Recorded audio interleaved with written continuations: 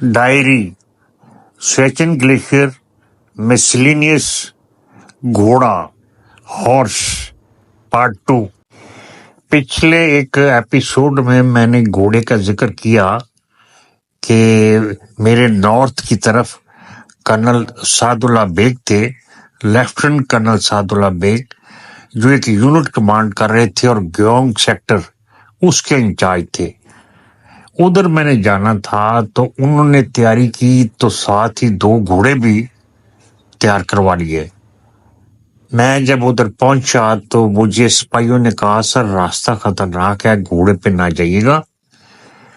लेकिन मैं चूंकि शुरू से घोड़े का शौकीन रहा और घोड़े की सवारी को प्रेफर किया।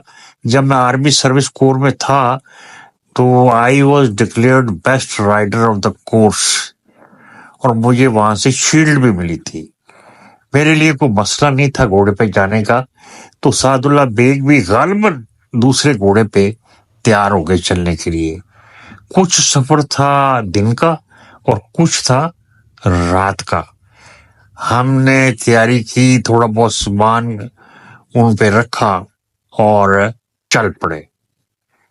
जिस बात में मैं आपको लाना चाहता हूँ, ये बताना चाहता हूँ, वो मेरे लिए भी अजीबोगरीब थी। हालांकि मेरा बहुत पुराना इनके साथ वास्ता रहा, घोड़ों के साथ, और मुझे ये बहुत प्यारे लगते थे। मैं इनके मोना डेपो सरगोदा में जाके घंटों इनको दिखा करता था। सफेद घोड़े, काले घोड़े, ब्राउन घोड़े, पतले, मोटे, ताजे, खूबसूरत, वो दुनिया ही और लगती थी। मोना डेपो के अंदर जाके जब इनके साथ आप वक्त गुजारते थे तो ओवरऑल ये मुझे बहुत प्यारे थे। तो मैं जो जिस बात पे आना चाहता हूँ, मैं घोड़े पे बैठ गया और हम चल पड़े। अभी आप देखें, उस घोड़े ने मुझे ऊपर बैठते ही, जो ही मैं उसके ऊपर बैठा, उसने मुझे पहचान लिया कि ये सवार है या नॉन सवार है, इसको सवारी आती है या नहीं आती। लेकिन बैठने से पहले मैंने उसको गुड़ खिलाया। थोड़ा सा गुड़ मैंने उनसे लेके, पलटन वालों से, तो अपने हाथ से मैंने उसको खिलाया और उसने बड़े मजे से खाया। और फिर मैं उसके ऊपर बैठा। तबकी शबकी भी मैंने उसको दी, पीछे भी और आगे भी और गर्दन पे भी, और इवन पप्पा भी किया, प्यार भी किया उसके साथ। चल पड़े हम, बैठ गए हम। गालबन दोनों ही थे। सादुल्ला बेग कुछ देर बैठा और फिर आगे जाके डिसमाउंट हो गया या कुछ इसी तरह का हुआ। बहरहाल मैं घोड़े पे जमा रहा। आप हैरान हो गए, बल्कि मैं भी कुछ हैरान हुआ इतने तजर्बे के बावजूद, कि उस रास्ते में जहां से हमने काम शुरू किया और जहां पे हमने पोस्ट पे पहुंचना था, कम अज कम अल्लाह गलत ना बुलाए मुझसे, तो 10 अदद पुल थे, ब्रिजेस। वो ब्रिजेस जो थे वो पलटन वालों ने, सादुल्ला बेग की यूनिट वालों ने खुद बनाए हुए थे। उनमें लकड़ी शामिल थी, दरख्त की टहनियां शामिल थी, थोड़ी बहुत पत्थर, रोड़े, ईंट, बोल्डर दाएं बाएं से इकट्ठे किए हुए वो शामिल थे, टहनियां शामिल थी हर किस्म की। यानी कि गैर महफूज थे। सिर्फ एक बंदा मुश्किल से आहिस्ता आहिस्ता ऊपर गुजर सकता था, उनके ऊपर से पार जा सकता था। तो ये जब हम घोड़ों पे बैठे तो दाएं बाएं से हमें वार्निंग मिली कि एहतियात कीजिएगा, हो सकता है ये पुल जो है ना, आपका और घोड़े का वजन बर्दाश्त न कर सके। कर रहा था, हम कर गए। पहले ही पुल के पास में पहुंचा तो मेरे घोड़े ने थोड़ी सी रेजिस्टेंस शो की, थोड़ी सी उसने हिचकिचाहट शो की और रुका। लेकिन जब मैंने दाएं बाएं से एड़ी टच की उसके पेट के साथ, तो वो चल पड़ा और आहिस्ता आहिस्ता आहिस्ता वो मुझे उस पुल के ऊपर से पार ले गया। ये वो पुल था जो उन पलटन वालों ने खुद बनाया हुआ था, जो ऊपर पोस्ट की तरफ जाता था। तो मैं बड़ा खुश, मैंने कहा यार देखो, ये बड़ा दुलेर घोड़ा है, मुझे आराम से ले आया। हालांकि पुल को इतना मजबूत नहीं था। इसी तरह हम दूसरे पुल पे पहुंचे, गालबन वहां से भी हम गुजर गए। तीसरे पुल पे जब हम पहुंचे तो घोड़े ने पुल पे चढ़ने से इनकार कर दिया। میں بڑا حیران، میں نے کہا 2 پل یہ آرام سے کر رہا ہے، تیسرے پہ آ کے یہ رک گیا ہے۔ ٹائم بھی اندھیرے کا تھا۔ میں نیچے اترا اور غور کیا تو وہ گھوڑا اپنے آگے والے پاؤں کو پل کے اوپر مار رہا تھا، بار بار آگے والے پاؤں کو پل کے اوپر بار بار ٹچ کر رہا تھا اور پل کی اسٹرینتھ کا جائزہ لے رہا تھا کہ یہ مضبوط ہے یا نہیں ہے۔ اگر مضبوط ہوتا تو وہ مجھے پار لے جاتا، اگر مضبوط نہ ہوتا تو وہ ادھر ہی رک جاتا۔ چونکہ وہ مضبوط نہیں تھا، میں نے بھرپور کوشش کی کہ میں اس کے اوپر بیٹھا بیٹھا اس کو پار لے جاؤں، لیکن وہ اپنی ٹانگوں سے چیک کرتا رہا۔ مجھے پار لے جانا کیا، وہ خود بھی پار نہ گیا اور ادھر رک گیا۔ پھر مجھے گھوڑے سے اتر کے اس کی راس پکڑنی پڑی، میں آگے اور وہ پیچھے، اور کبھی وہ آگے اور میں پیچھے۔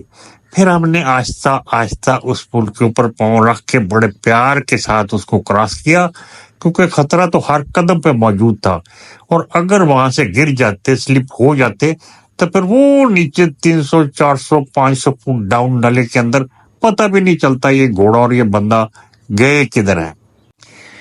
ساتھیوں، اگر ہر پل کو میں اسی طرح ڈسکرائب کرتا رہا تو بات بہت لمبی ہو جائے گی، کیونکہ پل بھی کافی ہیں اور سپیڈ بھی سلو ہے اور ڈیٹیل بھی کافی ہے، تو میں بات لمبی نہیں کرنا چاہتا۔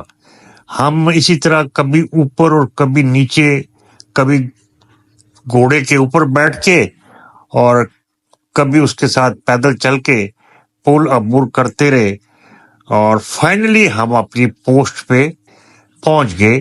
اس وقت تقریباً دن چڑھ چکا تھا، اذان ہو چکی تھی اور ہمارے پوسٹ والے نماز پڑھ چکے تھے، لیکن فوجیوں کو دیکھیے کہ جدھر جاتے ہیں جنگل میں منگل کر لیتے ہیں، جنگل کے اندر منگل کر لیتے ہیں، بلکہ منگل بھی نہیں، یہ بدھ اور جمعرات بھی کر لیتے ہیں۔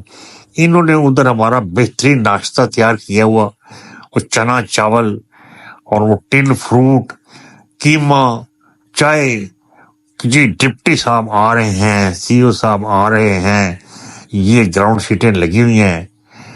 تو ہم تھکے ہارے، رات پوری ہم نے گھوڑوں پہ سفر کیا ہوا تھا، تو میں یہ تو نہیں کہوں گا تھکے ہارے، بلکہ ذاتی طور پہ تو میں نے انجوائے کیا اس سفر کو۔ تھوڑی سی دہشت بھی تھی، تھوڑا سا ڈر بھی تھا، تھوڑا سا پرانا تجربہ بھی تھا، تھوڑی خوشی بھی تھی کہ ہم بڑے دلیر لوگ ہیں اور جا رہے ہیں، اور اوپر سے اوپر جا رہے ہیں۔ اس کی بلندی جس پوسٹ پہ ہم نے جانا تھا تقریباً 15 اور 16 ہزار فٹ تھی، اور اوپر ہمارے چند ایک آدمی تھے، اگر مجھے صحیح یاد پڑتا ہے تو تقریباً 15 کے قریب آدمی تھے۔ ایک آفسر تھا، ایک جونیئر کمیشنر آفسر تھا، اور ساتھ اس کے جوان تھے۔ انہوں نے بڑی آؤ بھگت کی، ویلکم کیا، بیٹھے، اور پھر جس ناشتے کا ہم نے ذکر کیا، یہ ناشتہ ہم نے کیا۔